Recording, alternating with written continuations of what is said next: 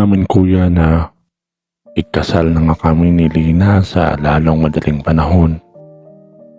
Pagkatapos ng pag-uusap na iyon ay agad na kaming bumalik ni Lina sa aming trabaho.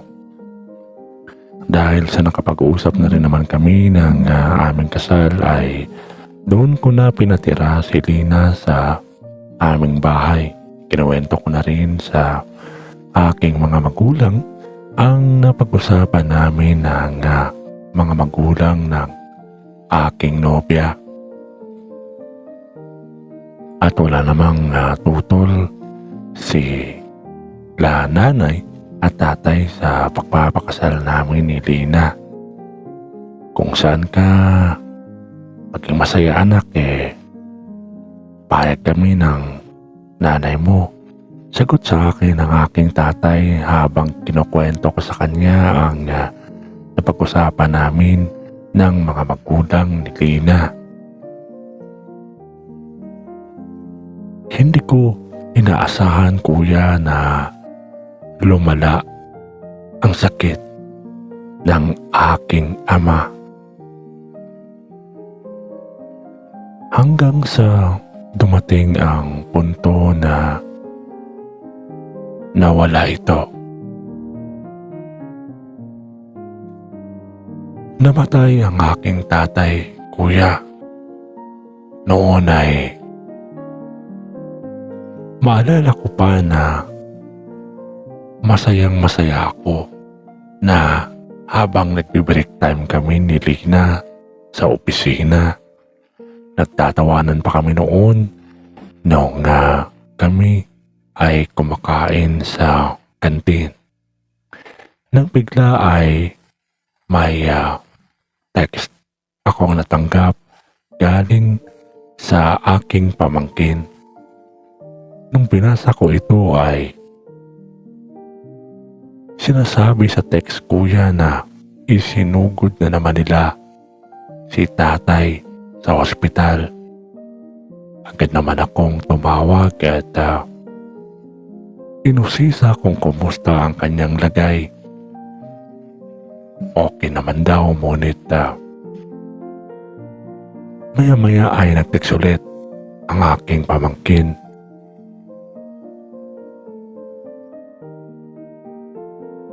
Tito, dilipat namin si tatay sa ospital o dilipat namin si tatay sa ibang ospital kasi hindi na daw kaya ng ospital na pinuntahan namin. Sabi ng aking pamangkin sa text. Noon kasi kuya ay nagbo-board na kami ni Lina dahil abala na kasi sa aming trabaho kapag uwian kami doon sa aming bahay dahil malayo ito. Kaya nangupahan na lamang kami ni Lina sa malapit sa aming pinapasukan.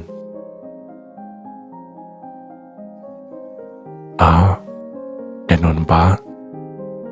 Kumusta naman yung lagay ni lolo mo? Sagot ko naman sa text sa aking pamangkin. Noon ay hindi na nakareply ang aking pamangkin. Inakala ko kuya na okay lamang si tatay dahil inirefer naman ito sa kabilang hospital. Ubos na raw kasi ang kaniyang pondo sa PhilHealth noon at bagay na hindi na siya may lilibre ng hospital. Tama kuya, umaasa lang kasi kami sa libreng PhilHealth.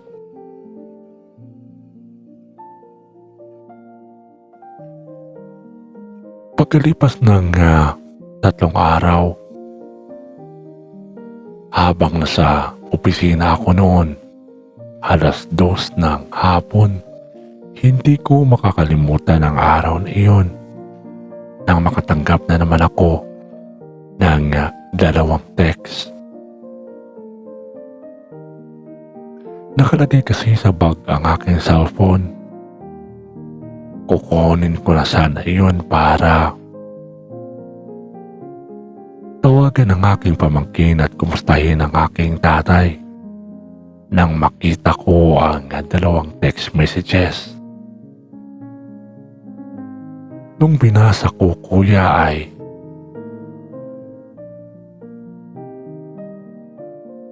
hindi ko malaman kung ano ang aking gagawin sa aking pagkabasa ng text.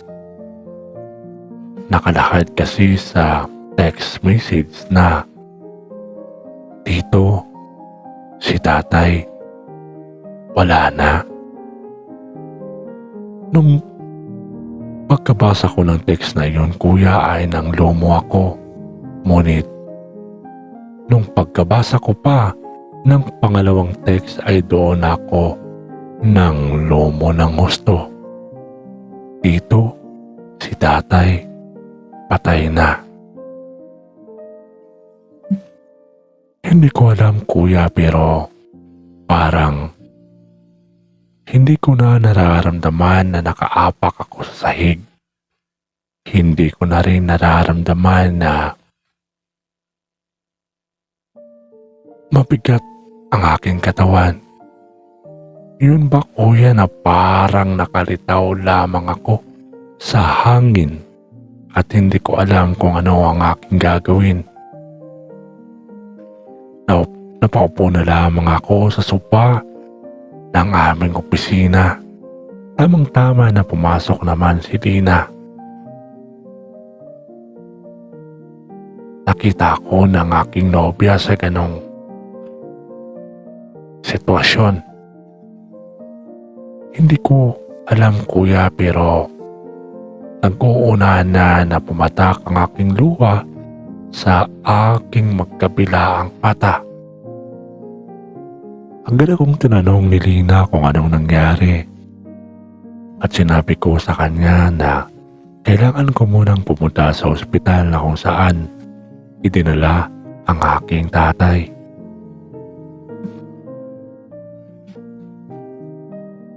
Tinanong ko pa siya kung sasama siya, pero marami pa raw kasi siyang dapat tapusin sa opisina, kaya naiwan lamang siya. Habang naglalakad ako, kuya, habang naglalakad ako palabas ng aming opisina ay patuloy lamang akong umiiyak. Pinagtitinginan ako ng aking madaanan na mga kasama namin. Pero isa man sa kanila, walang nangahas na magtanong dahil mabilis ang aking lakad palabas ng aming office. Nung nakasakay na ako sa taxi, kuya, ay patuloy pa rin akong umiiyak. Hindi ako makapaniwala noon na ang aking tatay na parang kailan lang ay kausap ko at malakas at nakikipagtawanan pa sa akin ay ngayon wala na. Pagkadating ko sa ospital, kuya, na kung saan dinala ang aking tatay, ay agad akong pumunta kung saan sila naroroon. Pagkakita ko sa aking tatay, kuya, ay para bang ang sikip-sikip ng dibdib ko. Nakabalot na ito ng puting kumot. Nilapitan ko ito at tinanong ko na ang daya-daya mo naman. Bakit hindi mo ako hinintay? Bakit hindi mo hinintay ang aking kasal? Sabi mo sa akin samahan mo pa ako sa aking kasal.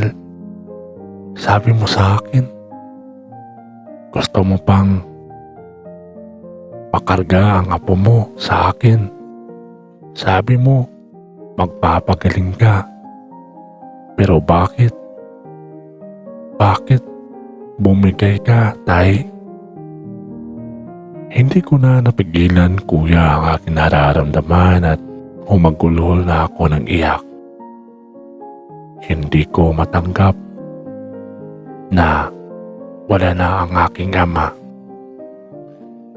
Malungkot. Sobrang lungkot ko. Masaya ako dahil malapit na akong ikasal.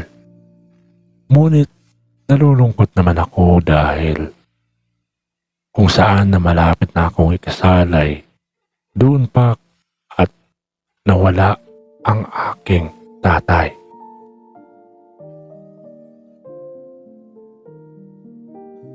Hindi ko maipaliwanag ang nararamdaman kong lungkot ng mga panahon na iyon, kuya. Naitanong ko pa sa aking sarili kung bakit kailangan pang mamatay ang tao. Sabi ko pa sa aking sarili, ilang beses na akong nasaktan at nabigo sa pag-ibig. Ngunit ang pinakamasakit ay ang pagkawala ni tatay. Mas masakit pala, kuya, ang mawalan ka ng membro ng iyong pamilya. Napakasakit.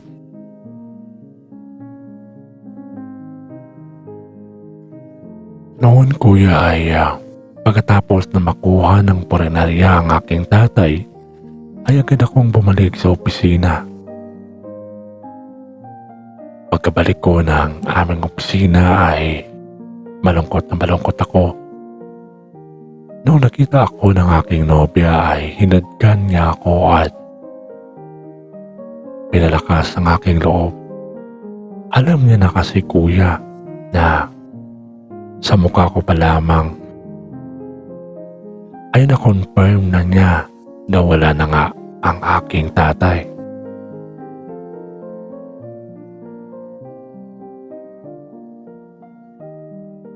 Noon, kuya, ay nag-leave kami ni Lina para mailoksa namin ang pagkapatay ng aking tatay. Pagkalipas naman ng 14 days ay inilibing naman ito. Hindi ko maintindihan ang aking nararamdaman, kuya, pero parang gusto kong umatras sa aming kasal ni Lina noon dahil sa aking lungkot na nararamdaman. Pero wala na akong magagawa. Na-schedule na ang aming kasal at nakapag-process na rin ako ng aking mga papeles para sa gagawing kasal namin. Kaya itinuloy na lang ito kahit pa malungkot ako. Noon, kuya, ay habang papalapit ang aming kasal ay hindi naman maiwasan na mag-aaway kami ni Lina. Sa katunayan nga, kuya, ay isang gabi noon at kinabukasan kasal na namin ay nag-aaway pa kami. Nag-aaway pa kami sa aking susuotin. Ayaw ko kasi nang ipinapasuot niya sa akin. Ang gusto ko kasi ay yun ang susuotin ko. At ang gusto naman ng kanyang pamilya ay dapat magsuot daw ako ng bonggang-bonggang kasuotan. Bagay na ayaw ko naman. Gusto ko ay maging simple lamang ako, kuya, sa aking kasal.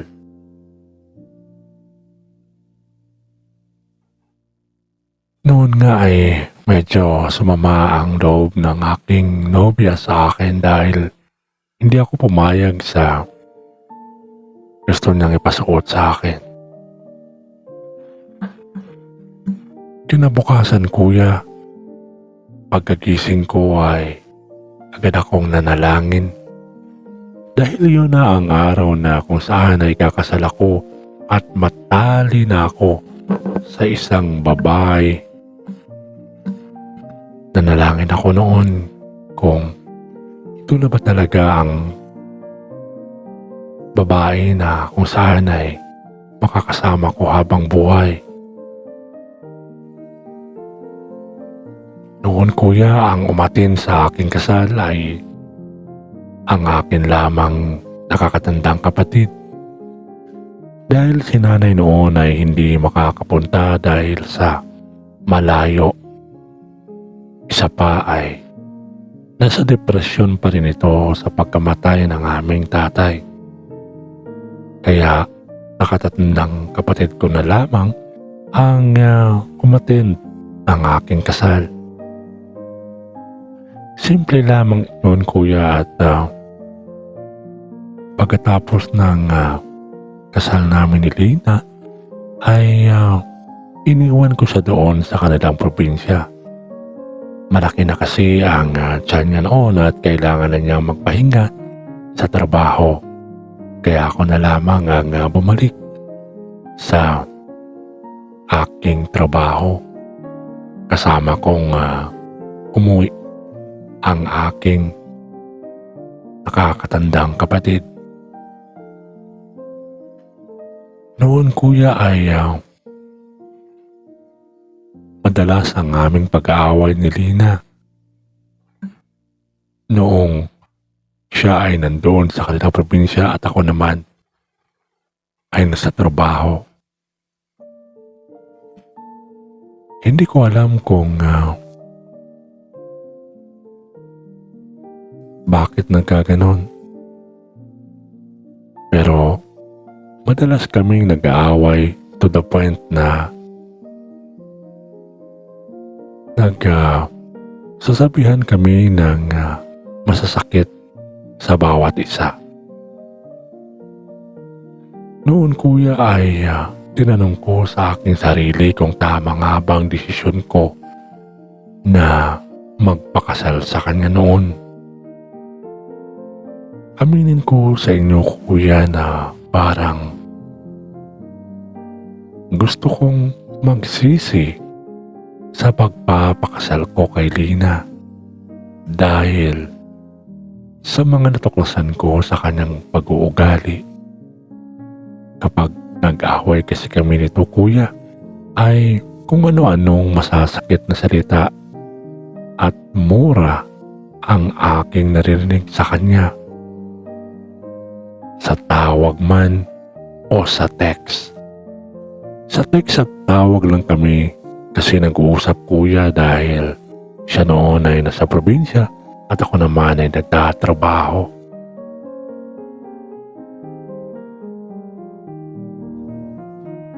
Maniwala kayo sa hindi kuya, pero simula nung ikinasal kami ni Lina ay hindi man kami nagsama ulit dahil nung nakapanganak na ito ay hindi na siya bumalik ng trabaho. Tinanong ko siya kung gusto ba niya na dito na lamang kami manirahan sa aming lugar, ngunit umayaw ito. Baka daw mahihirapan lang daw kami kung dito daw siya manirahan. Bagay na hindi ko naman matanggap kuya at sabi ko sa kanya, kung ayaw mo dito sa amin, ay di dyan ka, dito ako. Sabi ko sa kanya. Abangan muli ang third part ng kwento ni Willie. At ito na naman ang mahiwagang tanong.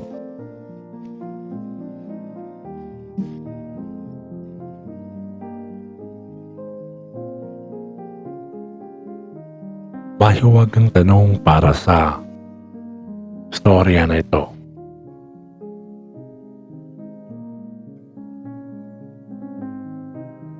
Bakit umiyak si Willie? Again, ang mahiwagang tanong natin, bakit umiyak si Willie. I-comment nyo na ang sagot at manalo ng pera.